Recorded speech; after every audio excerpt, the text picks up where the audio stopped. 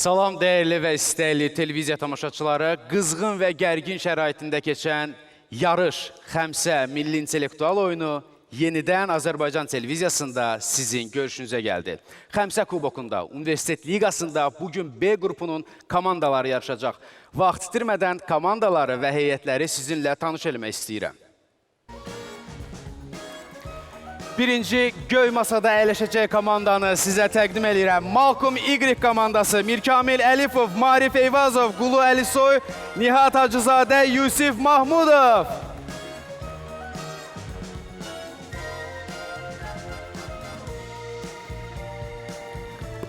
Xoş gəlmişsiniz dostlar. ADA komandası, Nəzrin Məlikova, Nurəddin İbrahimli, Davud Həsənov, Sadiq Mahmud, Məleykə Salamzadə. Yaşıl Masanın komandası İdarəçilik Akademiyasıdır. Leyla Ağazadə, Qədim Qazıxanov, Nihat Məmmədzadə, Şah İsmail Qocayev, Elcan Əsədli. Və B qrupunun sonuncu komandası Qırmızı Masada əyləşəcək. Bakı Dövlət Universiteti, Vüsal Hüseynov, Pənah Xanlayev, Camal Əzimov, Vüsal Qaflanov, Cavidan Xankişiyev.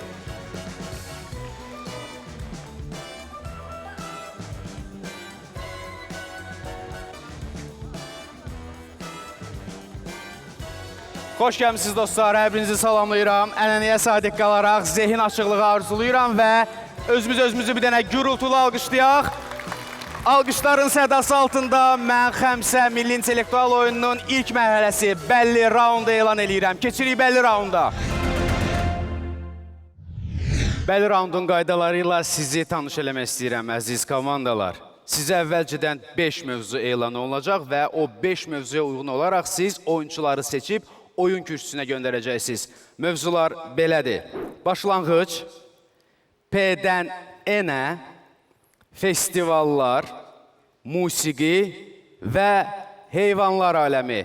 Sizə vaxt verilir ki, oyunçuları təyin eləyib ilk mövzunu oynamaq üçün oyun kürsüsünə göndərəsiniz. Buyurun.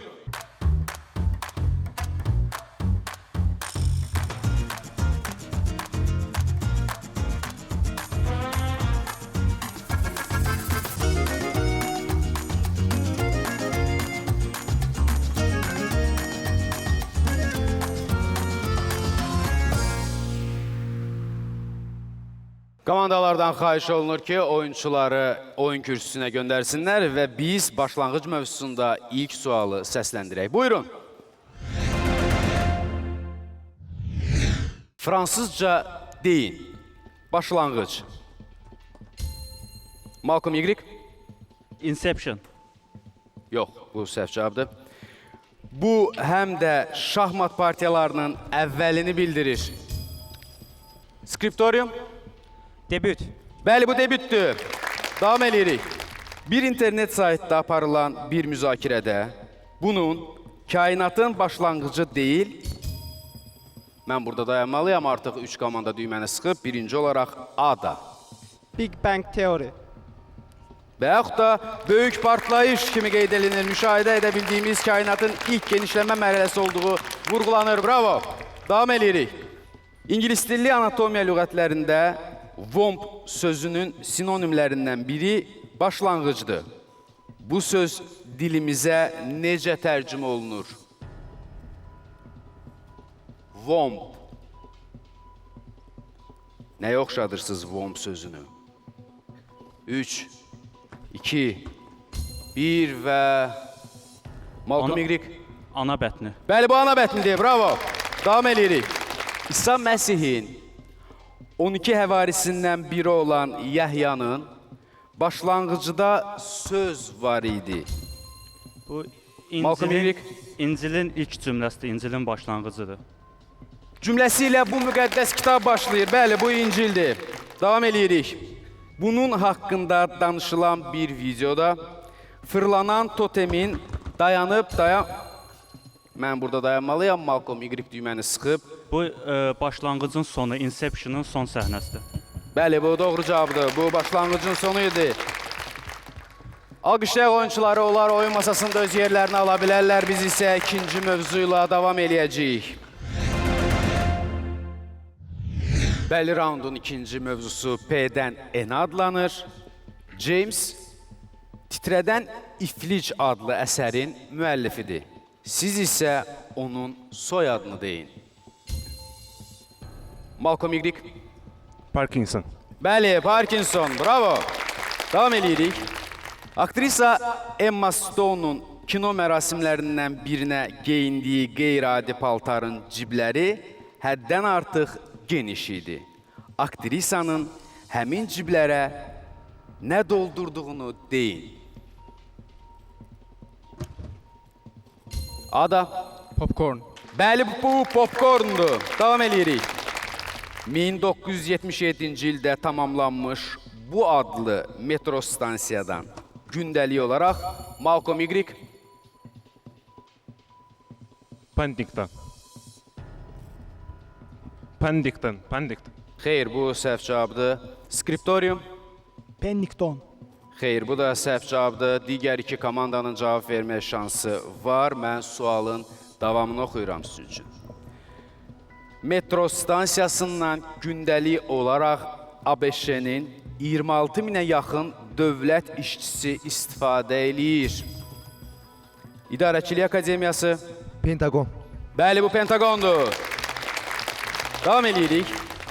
Bir karikaturada necə belə rahatlıqla gəzə bilməsi ilə bağlı suala bu canlılardan biri narıncı üzgəclərə malik olduğunu bildirərək cavab verir. Ada. Plankton. Yox. Səhv cavabdır.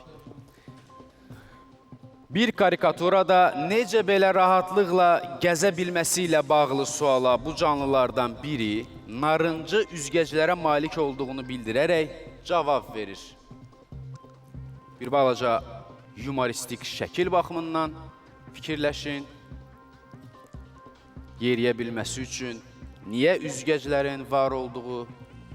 3, 2, 1. Düzgün cavab pingvin idi və bu oyunda tapılmayan ilk sual idi. Guido van Rossum 1969-1974-cü illərdə yayımlanmış məşhur komediya serialının fanatı idi.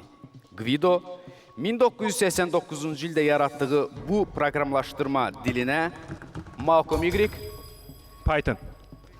Python və yaxud da Python da deyə bilərdik. Serialdan ilhamlanmışdı onun adını qoymaq üçün. Komanda növbəti oyunçunu göndərə bilər oyun kürsüsünə. Biz isə festivallar mövzusunu oynayacağıq bəlli raundda. 1810-cu ildə Bavariya şəhzadəsi Ludwig iki komanda düyməni sıxıb. Oktoberfest. Bəli, bu Oktoberfesti ailə həyatı qurmuşdu və bütün şəhər alisini də qeyd etmək üçün dəvət eləmişdi. Eşitdiklərinin bunun ilk dəfə keçirilməsi haqqındadır eşitdikləriniz. Davam edirik.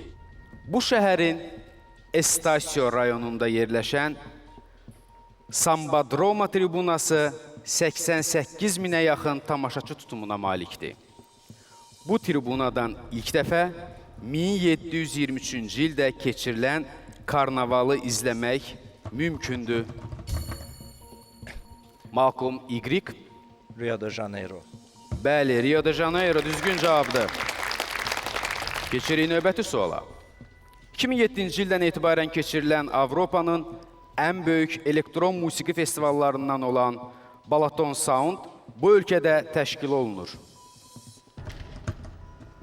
Malcolm Y. Olsun İsveçrə. Yox, səhv cavabdır.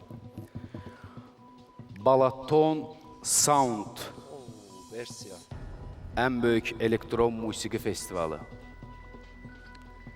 3, 2, var versiyanız. Balatonu eşitməmişdim Macaristan. Eşitmədiniz Balatonu. Mən yetəri qədər aydın oxudum axı. Mən Yəqin həyəcanlı olmusunuz. ola bilsin. Bəli, bu Macaristanda yerləşən Balaton gölü ilə bağlıdır. Düzgün cavab Macaristan idi. Tapılmadı bu sualın da cavabı. Keçirik növbəti suala. Kinofestivalların böyük beşliyi dedikdə Toronto, Sundance, Cannes, Berlin və bu İtalyan şəhərində keçirilən Malcolm Y. Orada qızıl şir verirdilər, Venesiya. Nəzərdə tutulur. Bəli, bu Venesiyadır. Davam edirik. Beynəlxalq Kulinariya Festivalında tuna balığı və düyü hansı dövləti simvolizə eləyir? Malcolm Y. Olsun Yaponiya. Olsun. Mən də deyirəm olsun. Festivalda ölkələrin mətbəxlərindən ən çox istifadə edilən məhsullar göstərilmişdi və bu Yaponiya idi. Oyunçulara təşəkkür edirik. Onlar öz masada yerlərini ala bilərlər. Biz isə növbəti mövzunu oynamaq üçün oyunçuları oyun kürsüsünə dəvət edirik. Bəli, raundda musiqi mövzusu oynanılacaq. Azərbaycanın ilk DJ-yi hesab olunan bu milli qəhrəman Skriptorium. Çingiz Mustafayev. Həm də Ozan Rock qrupunun yaradıcısı idi. Bəli, bu Çingiz Mustafayevdir. Allah rəhmət eləsin. Keçirik növbəti suala. Türkiyədə rock musiqisinin öncüllərindən və Anadolu rock janrının əsasını qoyanlardan biri olan Ada. Barış Manço. Onun böyük qardaşının adı Savaş idi. Bəli, bu Barış Mançodur. Davam edirik. Bu bəstəkarın indiyə qədər saxlanılmış Danışıq dəftəri adlı sənədində eşitmə əngəlliyinə yol açan tinnitus xəstəliyindən Skriptorium. Beethoven. Danışılırdı. Bəli, bu Beethoven'dir. Davam edirik. 205 il sonra Milan məhkəməsi qərar vermişdi ki, Antonio Salieri günahsızdır. Bəs o, kimi zəhərləməkdə ittiham olunurdu? Skriptorium. Mozart. Bəli, bu Mozart'dır. Davam edirik. Almaniya televiziyasına verdiyi müsahibələrdən birində bu bəstəkar uşaq ikən atasını itirdiyini və bu səbəbdən tez-tez ulduzlara baxdığını demişdi. Ada. Hans Zimmer. Bəli, bu Hans Zimmer'dir. Məşhur musiqilərindən biri isə Interstellar filmində səslənib eşitmək olar. Komandanı və bütün komanda oyuncularını təbrik eləyirəm. Öz yerlərinə keçə bilərlər. Növbəti mövzumuz heyvanlar aləmidir. Bir təcrübədə alimlər Malcolm Y. Təcrübəsi sıçan. Yox. Bu səhv cavabdır. Kvant kompüterindən istifadə eləyərək informasiya hissəciklərini Ada. Olsun mouse. Yox. Siz də sualı sona qədər eşitməliydiniz məncə. Digər iki komanda üçün sualı sona qədər oxuyacağam. İnformasiya hissəciklərini zamanda irəli göndərə bilmişdilər. Bu təcrübə haqqında danışılan məqalədə hansı effekt xatırlanır?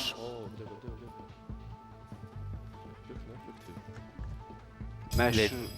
Buyurun, İdarəçilik Akademiyası. Kəpənək effekti. Bəli, bu kəpənək effektidir. Bravo. Davam edirik. Wood Buffalo Milli Parkı UNESCO-nun dünya irsi siyahısına salınmış parklardan biridir. Bu parkda qorunma altında 5000-dən çox Malcolm Y. Öküz. Buffalo bildiyimiz öküzdür. Yəqin ki, bir dəqiqə, orada bizonlar sayıları azalır. Bizon. Bizon yoxsa öküz? Bizon. Qəbul edeyim. 100%. Çox təəssüf. Bizon cavabı doğrudur. Bravo. Davam edirik. 2025-ci ildə İtaliyada dövrəyə buraxılmış poçt markasının üzərində Roma Futbol Klubunun simvolu olan bu heyvan Malcolm Y. Canavar. Təsvir edilmişdi. Bəli, bu canavardır. Davam edirik. Ədirnədə ucaldılmış heykəldə qadın fiquru bir əlində Lozanna müqaviləsini, digər əlində isə sülhü tərənnüm eləyən Malcolm Y. Göyərçin. Bunu tutur, göyərçini tutur əlində. Bəli, Ədirnədəki bir heykəldə Lozanna müqaviləsi və göyərçin. Davam edirik. Bir yucu vasitənin kreativ reklam posterində məhsulun gücünü bildirmək üçün dalmatin və bu iki rəngli tək dırnaqlı təsvir edilib. Skriptorium. Deməli bu bəlkə onun rənglərin yur zebradır. Bəlkə onun rənglərinə görə bu həqiqətən də zebradır. Bravo! Oyunçular öz yerlərini alsınlar. Biz isə Xəmsə Milli İntellektual oyununun digər mərhələsinə şərtli raunda keçid alırıq. Şərtli raundun qaydaları ilə tanış olaq. Mən sizə əvvəlcədən bir mövzu elan eləyəcəm və siz həmin mövzuya uyğun olaraq oyunçuları seçib oyun kürsüsünə göndərəcəksiniz və biz həmin mövzunu oynayacağıq. Şərtli raundun ilk mövzusu stəkan adlanır. Vaxt verilir komandalar üçün oyunçuları seçib oyun kürsüsünə göndərsinlər. Buyurun.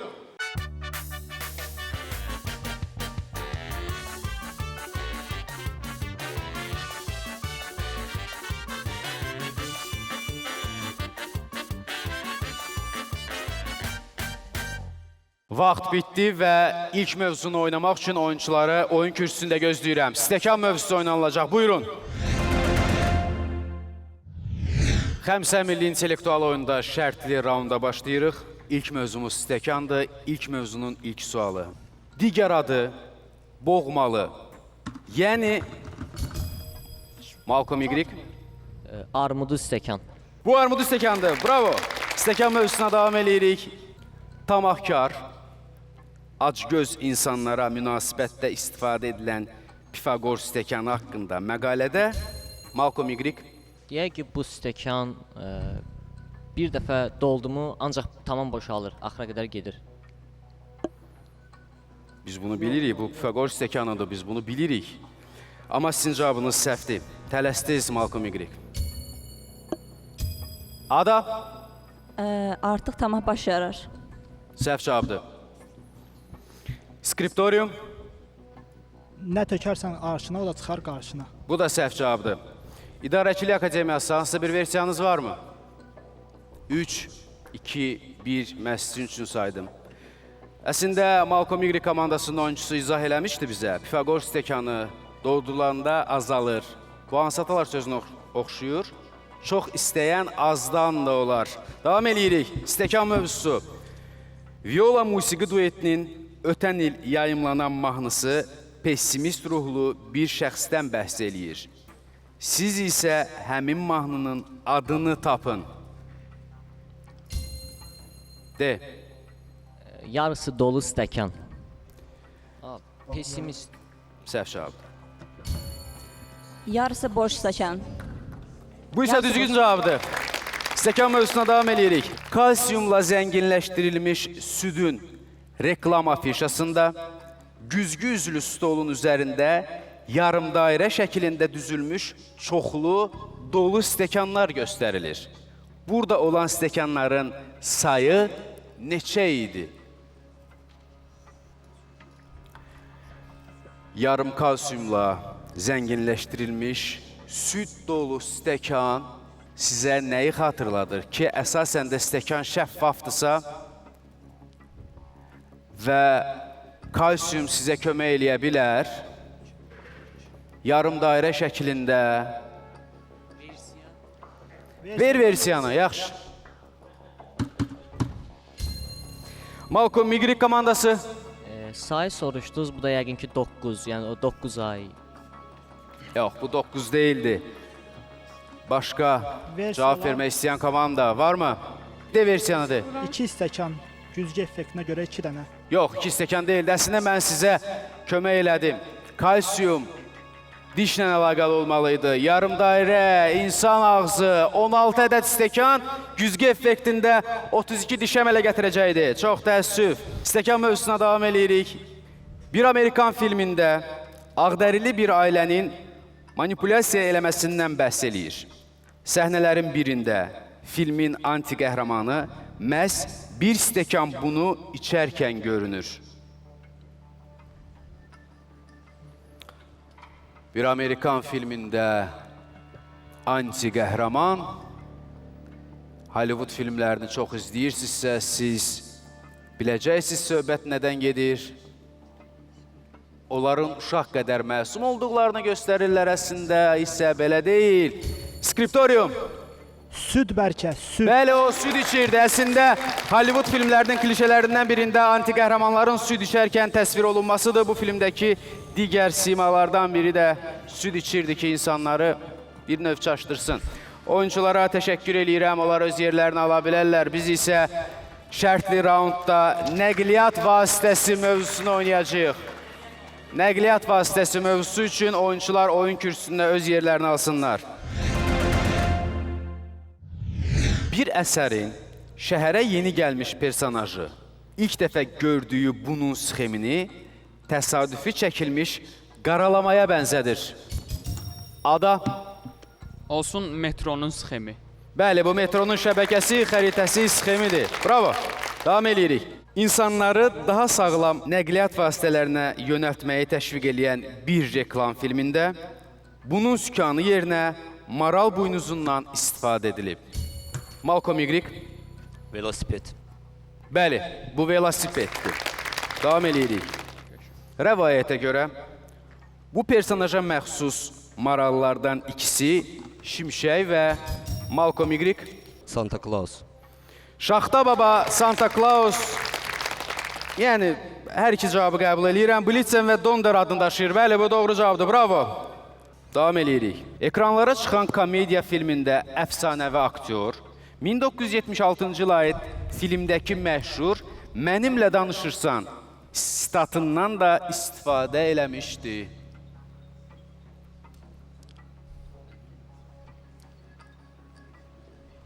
Var versiya? Siz yerdən deyə bilməzsiniz. Versiya var. Ver. Bəlkə Ağa Natiq filmindən söhbət gedir. Yox. Düzgün cavab taksi sürücüsü. Davam edirik.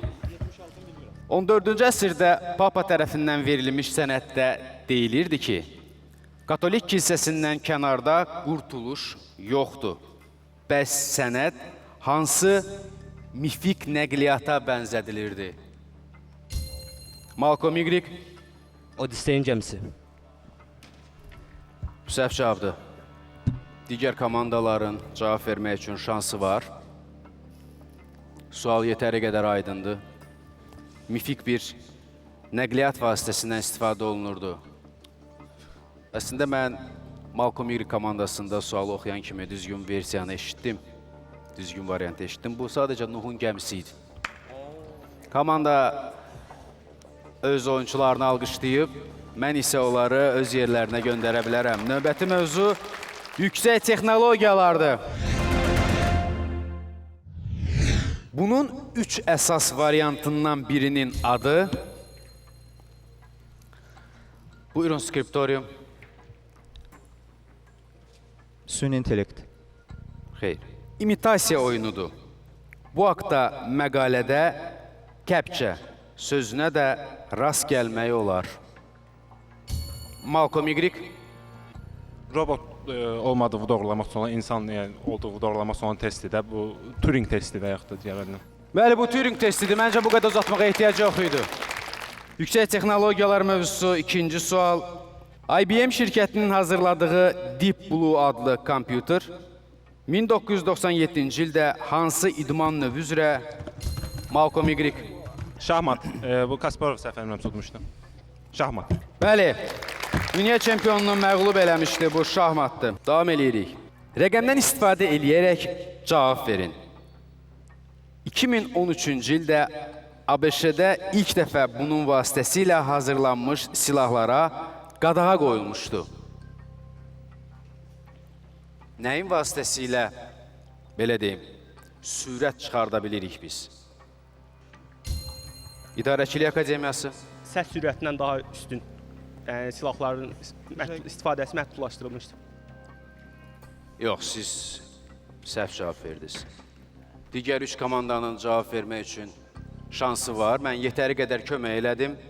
Dostlar, 3, 2, 1, sürət çıxartma aparatına həm də printer deyirlər. Bu 3D printer idi. Davam edirik. Məşhur şirkət tərəfindən 2014-cü ildən satılmağa başlayan bu eynəklər səsi insana dinamik... Malcolm Y. VR eynəklərdə bunlar Dolby Atmos VR eynəyi. Yox, səhv cavabdır. Digər komandalar üçün sual oxuyuram. Məşhur şirkət tərəfindən 2014-cü ildə satılmağa başlayan bu eynəklər səsi insana dinamik vasitəsilə deyil, birbaşa vibrasiya vasitəsilə kəllə sümüyünü ötürür və insanlar ondan rahat eşidə bilir. Hansı şirkət? 3, 2, 1. Bu Google şirkətidir. Davam edirik. 1996-cı ildən keçirilməyə başlayan robotlar arasında futbol yarışları necə adlanır? Futbol yarışları, robotlar, futbol çempionatı, çempionatın sonunda əldə olunan nailiyyət, robotlar sizə kömək eləyə bilər. Vur ada, vur de, risk elə. Əlin gedir düyməyə, vur de. Versiya kimi deyə bilər. De versiyanı. Robot World Cup. Belə, siz deyən kimi. Sən əgər bunu düyməni vurub desəydin, düzgün cavab Robocop'dur, mən amma qəbul eləyəcəkdim onu. Gərək vurub deyərdin. Oyunçular alqışlayaq, keçsinlər masaya və biz şərtli raundda növbəti mövzunu oynayacağıq. Mövzunun adı ağ mövzudur. Dünya Ətraf Mühit Günü üçün hazırlanmış sosial posterlərin birində bunlar meşə formasında stilizə edilib. Nələr? Ağciyərlər. Ada düzgün cavab verdi. Bravo Ada. Davam edirik. James Hoban 18-ci əsrin sonunda Kolumbiya dairəsində torpaq sahəsi əldə eləmişdi. Bu faktı hansı tikili haqqında məqalədə oxumaq olar? Buyurun Malcolm Y. Ağ ev. Bəli, bu ağ evdir. Siz digər komandalara imkan vermədən özünüz düzgün cavabı verdiniz. Davam edirik. Joseph Lister antiseptik cərrahiyyənin pioneri hesab edilir. Bir jurnal yazır ki, o həmçinin bunu ilk tətbiq eləyən həkim idi. Skriptorium. Bu həkimdirsə olsun ağ xalat. Bəli, bu ağ xalatdır. Bravo Skriptorium. Davam edirik. 14-cü əsrdə Edmund Langley ailəsinin təmizliyini bildirmək üçün York evinin simvolu kimi nəyi seçmişdi? Malcolm Y. Ağ qızılgül. Ağ qızılgül, bravo. Davam edirik. Birmingham Otel və Konferans Mərkəzi Həmkarlar İttifaqına 112 milyon funt sterlingə başa gəlsə də, illik gətirdiyi gəlir bu ədəddən dəfələrlə azdır. Ada? Ağ fil. Bəli, ağ fil adlandırılan tikirlər xeyli pul xərclənib, amma faydasız tikirlər hesab olunur. Bravo Ada, təbrik edirəm sizi. Ağ mövzunu yekunlaşdırdıq, yerlərinizə keçə bilərsiniz. Şərtli raundun son mövzusunu oynayırıq. Mövzu har hissəcidir. İlk sual və nominal xal dəyəri 200. Diqqətli olun. Bu personaj 1980-ci ildə James və Lily'nin ailəsində dünyaya gəlib. Skriptorium. Harry Potter. Harry Potter cavabını qəbul edirəm. Bravo. Davam edirik. Hindistan səfərindən qayıtdıqdan sonra o Hare Krishna Mantra albomunu buraxır. Albomdakı bütün mahnılar sitarla ifa edilir. Malcolm Y. Matahari. Yox, Matahari, yox. Albomdakı bütün mahnılar sitarla ifa edilir. 3-2-1 George Harrison. Davam edirik. 1901-ci ildə iki gənc Amerikalı özlərinin mühərrikli velosiped modelini düzəltməyə qərar verdilər. Malcolm Y. Harley Davidson. Bəli, bu Harley və Davidson'dır. Onların soyadları belə idi. Təbrik edirəm Malcolm Y komandasını. Davam edirik. Taleranın aforizminə görə o, zabitlərə etibar edilməyəcək qədər ciddi işdir. De, skriptorium. Müharibə. Niyə demirsən müharibəni? Bəli, bu müharibədir. Davam edirik. Har hissəciyi. Son sual. Nominal xal dəyəri 1000 və qeyd edeyim ki, bu şərtli raundun da son sualıdır. Tərcümədə ağaclar dənizi mənasını verən bu meşə intihar sayına görə Skriptorium. Aokigahara meşəsi. Bəli. San Francisco'dakı Golden Gate körpüsündən sonra ikinci sıradadır. Bravo, bu Aokigahara meşəsi idi. Təbrik edirəm sizi. Skriptorium, çox yaxşı oyun göstərdiniz. Mən deyirəm ki, bütün oyuncular alqışlayaq, onlar masada öz yerlərini alsınlar. Biz isə Xəmsə intellektual oyununun növbəti mərhələsi olan sirli raunda keçid alırıq. Dəyərli və əziz bilicilər, mən sizə sirli raundun qaydalarını elan edirəm. Bilirsiniz, amma təkrar biliyin anasıdır. Sirli raund yalnız oyuncular oyun kürsüsündə yerini alandan sonra mövzular elan olunacaq və o mövzular əsasında oynanılacaq. Mən deyirəm ki, oyuncular artıq oyun kürsüsündə yerini alsınlar və biz sirli raundun ilk mövzusunu oynamağa başlayaq.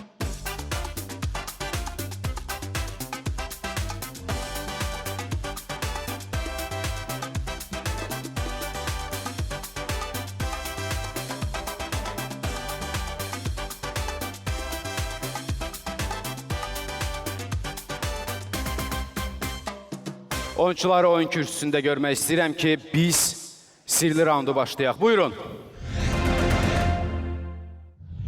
Sirli raundun ilk mövzusunu elan edirəm. Pəncərə. Pəncərə mövzusu ilk sual. Orta əsrlər İngiltərəsində Malcolm Y. Pəncərə vergisi. Gün işığı quldurluğu adlı ifadə bu vergini ödəməkdən imtina edən şəxslər tərəfindən ortaya atılmışdı. Bu pəncərə vergisidir. Bravo. Davam edirik. 1986-cı ildə ekranlaşdırılmış bu filmimizdə hadisələr Malcolm Y. Pəncərə filmidir o. Pəncərə. Qəm pəncərəsi, qəm pəncərəsi. Danabaş kəndində cərəyan eləyir. Bu qəm pəncərəsidir. Bravo. Film Cəlil Məmmədquluzadənin hekayəsinin motivləri əsasında ekranlaşdırılıb. Davam edirik. Sanremi psixoloji dispanserində olarkən o bir dəfə pəncərədən səmaya baxmış, aldığı təəssüratdan ulduzlu gecə. Ada? Vincent van Gogh. Bəli, əsərini bir neçə saata yaratmışdı. Bu Vincent van Gogh'dur. Davam edirik. Bakı Musiqi Akademiyasının professoru Cəmilə Həsənovanın sözlərinə görə əvvəllər oğlanlar qızlarla tanış olduqdan sonra onların evlərinin qarşısına gələr. Malcolm Y. Pəncərədən daş gəlir, ay bəri bax, bəri bax. Bravo! Ay bəri bax mahnısı pəncərənin altından daş ataraq qızlar üçün oxuyardılar. Davam edirik. Gecə. Pəncərələri açıq qoymaq olmaz. Eşitdiyiniz cümlə 2022-ci ildən bəri yayımlanan bu qorxu filmi və elmi fantastik Malcolm Y. Ən sevdiyim serialdır From. Bəli, bu From serialıdır. Elmi fantastik janrına aid serialın hələ birinci bölümündən səslənir. Oyuncuları alqışlayaq. Məncə çox gözəl oyun, yəni bu mövzu keçdi. Mənim şəxsən xoşuma gəldi. Digər mövzunu oynamaq üçün oyuncular öz yerlərini alsınlar. Sirli raundun ikinci mövzusuna keçid alırıq. Mövzu belə adlanır. Şimali Avropada yaradılanlar. Bir paylaşımda Francisco Torreganın musiqisinin insanları birləşdirdiyi qeyd edilib. Bunun məşhur... Səhv eləmirəmsə Lego Danimark şirkəti idi. Lego. Lego? Yox, bu səhv cavabdır. Tələsdiniz siz. Digər 3 komanda üçün sualı qaldığım yerdən səsləndirirəm. Bunun məşhur zəngində Torreganın Grand Vals əsərindən istifadə edilib. İnsanları birləşdirir. Versiya. 5 saniyə tapılmasa versiya verərsiniz. 5, 4, 3, insanları birləşdirir. Zəngində, onun zəngində. 2, 1, 0 versiya. Nokia. Dın dın dın Dənənən, dən, dənənən, dən, dən. Siz bunu deməliydiniz, tapmalıydınız. Çox təəssüflər olsun. Şimali Avropada yaradılanlar. İkinci sual. Skandinav hərfləri Haggal və Braykanı bu texnoloji vasitənin məşhur işarəsində görə bilərik. Malcolm Y. Bluetooth. Bluetooth. Bəli, bu Bluetooth'dur. Bravo. Davam edirik. McLaren Formula 1 komandasının hazırladığı qeyri-adi bir bolidlə bağlı məqalədə 1900 saat və 288.315 ədəd bu xatırlanır. Skriptorium. Lego hissəcikləri. Bəli, indi Lego'dur. Davam edirik. Bu şirkətə daxil olan jurnalistlərdən biri zarafatla buranın sayəsində bütün Skandinaviyanı gəzə biləcəyini qeyd eləyir. Malcolm Y. Booking. Yox, bu səhv cavabdır. Skandinaviyanı göz önünüzə gətirin. Bir şirkət gətirin göz önünüzə. Son ipucunu verəcəm sizə və 3-ə qədər sayacağım, narahat olma. Skandinaviya şirkət və həmin şirkətin məhsulları 3, 2, 1, 0. IKEA idi bu. Bilirik ki, mağazalarda müxtəlif məhsullara Skandinaviya toponimləri ad kimi qoyulur. Davam edirik. Belə hesab edilir ki, bunun yaradılmasına Alfred'in qardaşı Emil'in faciəvi ölümü səbəb olmuşdu. Skriptorium. Nobel mükafatı. Qardaşı ölür, daha sonra xeyriyyə məqsədi ilə istifadə edir. Yox, səhv cavabdır. Ada. Olsun dinamit. Bəli, bu dinamitdir. Bravo. Yes! Oyunçulara təşəkkürümüzü bildiririk. Onlar öz yerlərini ala bilərlər. Üçüncü mövzu oynanılacaq sirli raundda. Üçüncü oyunçuları oyuncu kürsüsündə görmək istəyirəm. Mövzu və. Cavablarda və bağlayıcısı var. Bu romanda düz 550-dən çox personaja rast gəlmək olar. Skriptorium. Hərb və sülh. Bəli, bu hərb və sülhdür. Bravo. Davam edirik. William Hanna və Joseph Barbera, Flintstone'lar, Ayı Yogi, Scooby-Doo, Jetsonlarla yanaşı həm də bu cizgi serialının yaradıcılarıdır. Ada. Tom və Jerry. Bəli, bu Tom və Jerry'dir. Bravo. Davam edirik. İşığın İmperiyası və Dünyanın Elektrikləşdirilməsi adlı kitabı bu iki alim arasında cərəyanlar. Skriptorium. Edison və Tesla. Bəli, Nikola Tesla və Thomas Edison. Bravo. Skriptorium öz hesabına növbəti xalı yazdırdı. Həqiqətən də hər şey çox gərgindir. Bu nağılın bir versiyasında qəhrəmanlar yolu ağ daşla tapırlar. Hansel və Gretel. Bəli, bu Hansel və Gretel'dir. Bravo. Davam edirik. Richard Wagner'i realist olduğuna görə sevmədiyini deyən Salvador Dali maraqlıdır ki, bu operaya qulaq asarkən vəfat eləmişdi.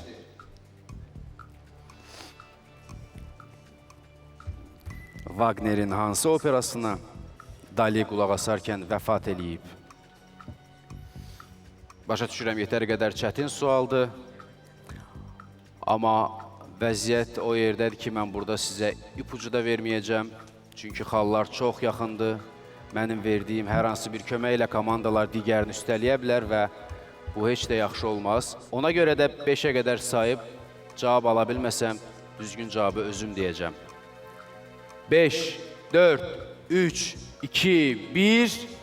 Bu Tristan və Isolda operasıydı. Oyuncular öz yerlərini alsınlar masa arxasında və biz sirli raundun növbəti mövzusunu oynayacağıq. Mövzu oyuncular çıxandan sonra elan olunacaq. Hazırda sirli raundda gündəlik mövzusunu oynayacağıq. Bir animasiya filmində tapılan gündəlikdə bu itirilmiş şəhərə getmək üçün təlimatlar. Malcolm Y. Atlantida. Uydurulmuş bir dildə yazılmışdı. Bəli, bu Atlantidadır. Bravo Malcolm Y. Davam edirik. Bu kitabda həkim Albert Dussel tələbkar, soyuqqanlı, yalnızlığı sevən bir insan kimi təsvir edilir. Baskından sonra Albert də Westerbork'a, oradan da Auschwitz'e göndərilmişdi. Skriptorium. Anna Frankın gündəlikləri. Bəli, Anna Frankın gündəliyi və yaxud da bir qızın gündəliyi cavabını da qəbul edəcəkdim. Davam edirik. Orta əsrlərdə kimlərin gündəlik yemək rasionuna limon saatı adlı prosedur daxil idi? Orta əsrlər, düşünün, limon saatı, limonun nəyə kömək elədiyini fikirləşin. 3. Malcolm Y. İngiltərədə çay saatda var, olsun kraliyyət ailəsi, ingilislərdə. Kraliyyət ailəsi. Yox, bu səhv cavabıdır Malcolm Y. 3, 2, 1 və ver versiyanı. Qan təzyiqi xəstəliyindən əziyyət Yox, Versiya bu var məndə. dənizçilər idi, dənizçilər, matroslar. Limon C vitamini ilə zəngindir, dənizçilərdə C vitamini çatışmazlığı sinqa xəstəliyi yaradır. Davam edirik. Merer 4500 il əvvəl yaşamış tikinti mütəxəssisi idi. Tarixçilər Merer tərəfindən yazılmış gündəlikdə onları tikmək üçün böyük əhəng daşlarının Turadan Malcolm Y. Piramidaları. Və yaxud da Misir ehramları da qəbul olunur. Turadan Gizaya gəmi ilə daşındığını aşkarlamışdılar. Bravo Malcolm Y. Davam edirik. Bir mənbədə cadugərlər lapis lazuli daşından gündüz üzükləri hazırlayıblar. Sakinlər bu üzüklər sayəsində günəş altında sağ qala bilirlər. Bu Malcolm Y. Vampirlər.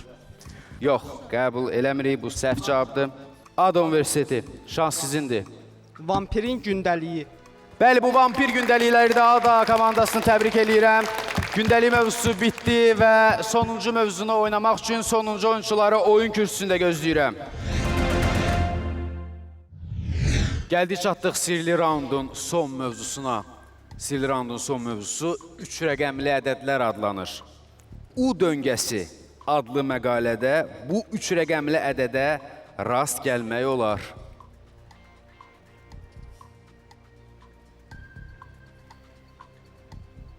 Bir, 2, 3 cavab. Çox təəssüflər olsun. Xallar yaxın olduğuna görə mən sizə ipucu verə bilməyəcəm. Bu 180-dir. U döngəsi 180 dərəcə. Siz əslində məntiqlə buna çıxa bilərdiniz. Davam eləyirik.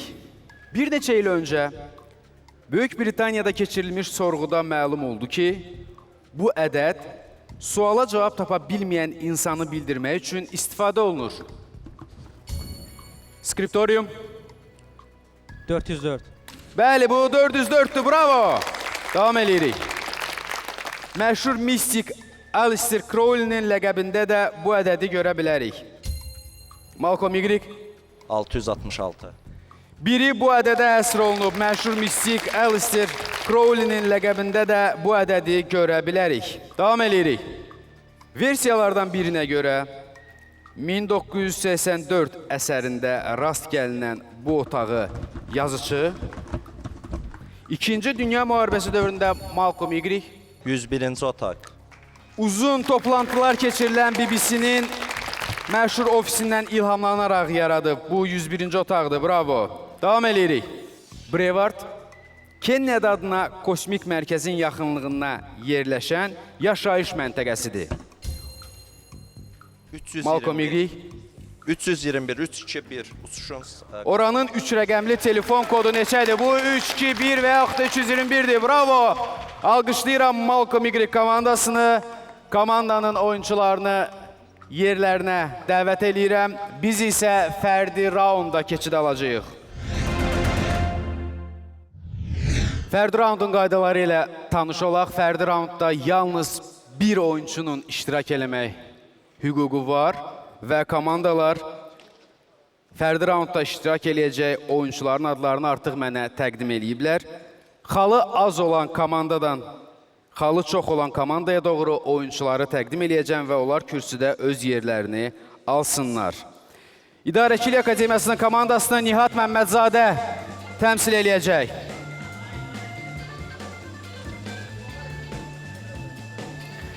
Skriptorium komandasını Pənah Xanlayev təmsil eləyəcək.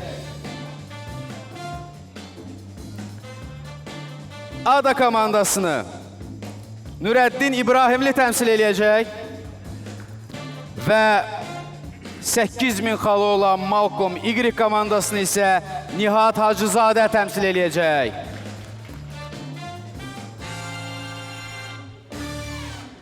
Fərdi raunda keçmədən əvvəl qeyd edeyim ki, İdarəçilik Akademiyasının 1000, Skriptoriumun 6000, Adanın 6700, Malcolm Y-in 8000 xalı var.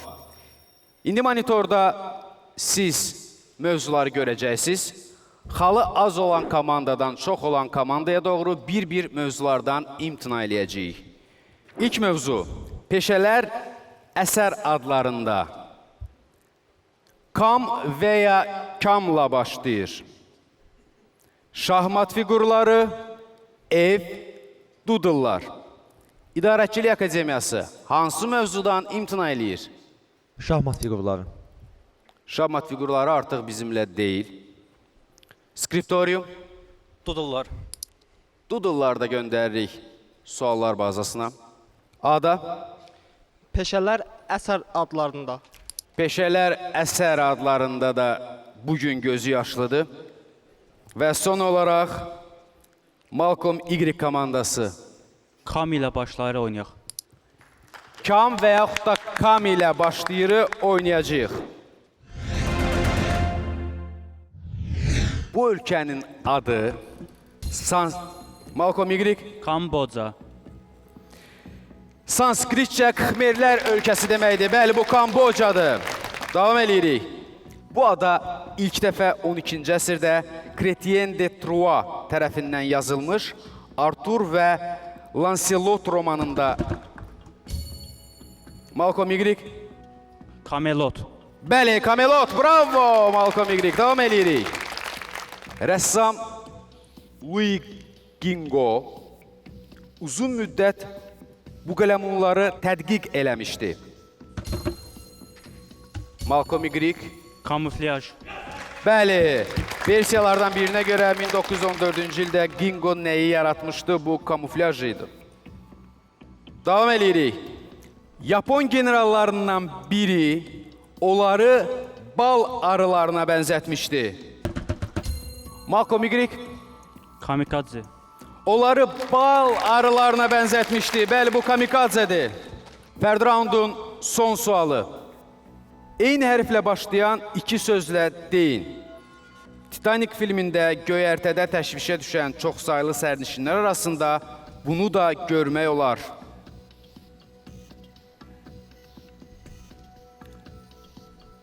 Mən sizə heç bir köməklik eləməyəcəm. Malcolm Y. Kamerunun kameosu. Bravo! Kamerunun kameosu. Oyuncuları masa arxasına dəvət edirəm və biz xəmsə raunduna keçəcəyik. Və qeyd edeyim ki, bu oyunda ilk 5-də 5 idi. Malcolm Y komandasının üzvü Nihat Hacızadə 5 sualın 5-nə də ardıcıllıqla düzgün cavab verdi. Xəmsə raundunda görüşərik.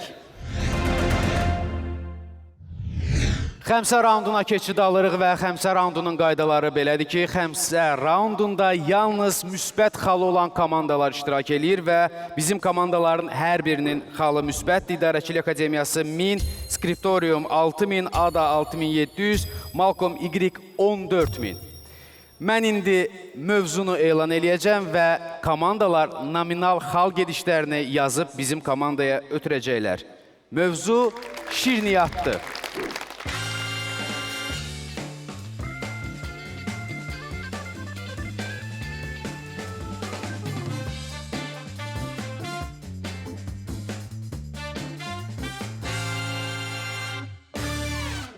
Xəmsə raundunun mövzusunu elan elədim. Sualı səsləndirmək üçün komandalara yaxın getmək istəyirəm və ənənəyə sadiq qalaraq sualı tam mərkəzdə səsləndirəcəm. 2023-cü ildə Maria Vehera künəfə xəmirinə şirin pendir qataraq hazırladığı şirniyyatı sosial şəbəkədə paylaşmışdı. Bəs o bu zaman hansı şəhərdə idi? Vaxt getdi.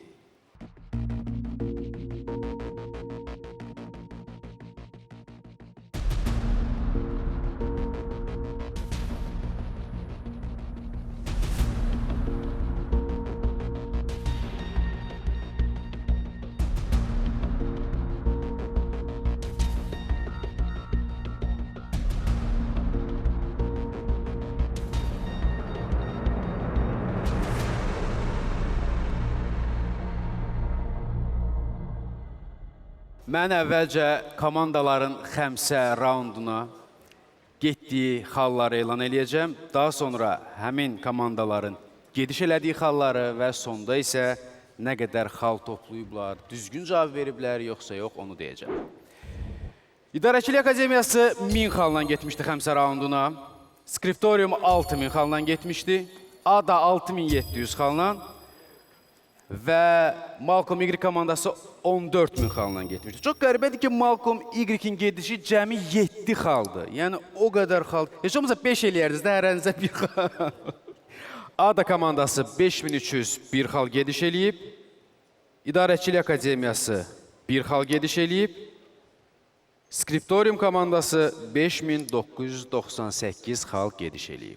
Qeyd edeyim ki, cavablardan yalnız biri səhvdir, digər 3 komanda isə suala düzgün cavab verib.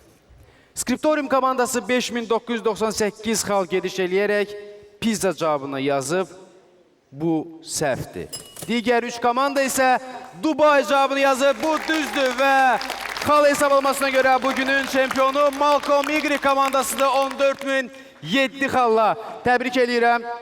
Uğurlarınız bol olsun və növbəti turda görüşərik. Bugün Xəmsə Milli İntellektual oyununun B qrupunu bitirdik. B qrupu Xəmsə Kubokunda Universitet Liqasında keçirilirdi. Bütün komandalara təşəkkürümü bildirirəm, uğurlar arzulayıram. Növbəti efirlərdə görüşənədək deyirəm. Sağ olun, salamat qalın, hələlik.